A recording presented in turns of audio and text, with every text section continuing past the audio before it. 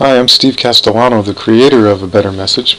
I wanted to talk today a little bit about imagery used in technical communication, specifically icons.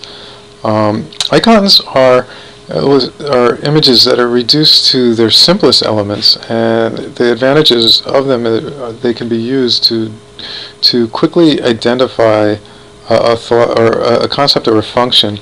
They're used in web navigation in some instances, and computer use is pretty common. In this case, I went to find a site that used icon-driven navigation and found one in a site called logonav.com, logonav.com, and it turns out to be an interactive business directory where you can find local businesses and such. Now, I'm not sure that we need another one of these sites. They're all over the internet, but this one does take a little bit different approach. So let's see what we can learn from it.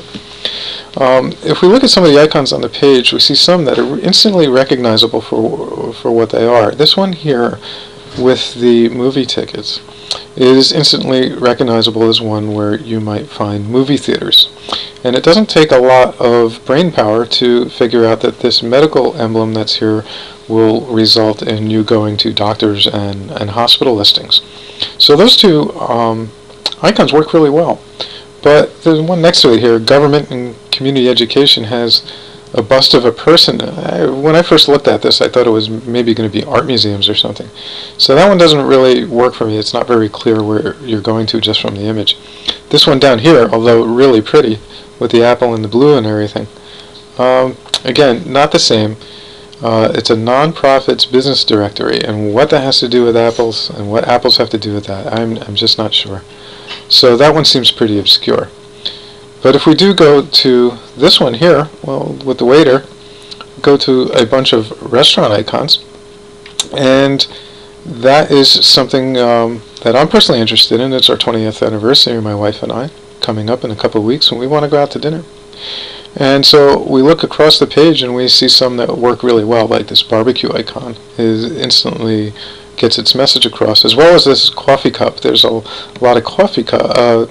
There's a lot of restaurants in the town that we like to go to in Metuchen, and if we click on the coffee cup icon, it brings us to a listing of all the places you can get coffee when you're thirsty in the town of Metuchen. So that one is very successful. But there's other icons on here that are not as clear. Many of the ethnic restaurants have the ethnic they have the flags of that country to signify the kind of dining that it is.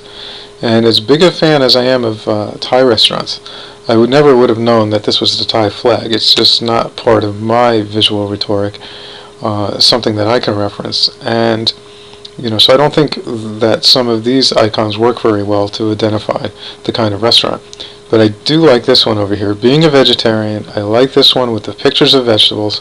It's very clear because it uses a photograph. What that is, it's very believable, very credible, and instantly recognizable. So there's no question about where we're going if we click on that. So those are some uses for icons and navigation, and some pluses and minuses. Specifically, they work extremely well when you have an icon that can instantly communicate a clear message of what its function is. But if you use an icon where people really have to think about it to get it, then it's just an abstraction or even a distraction from the successful communication of your message. And that's something that we want to keep in mind as all of us seek to design a better message.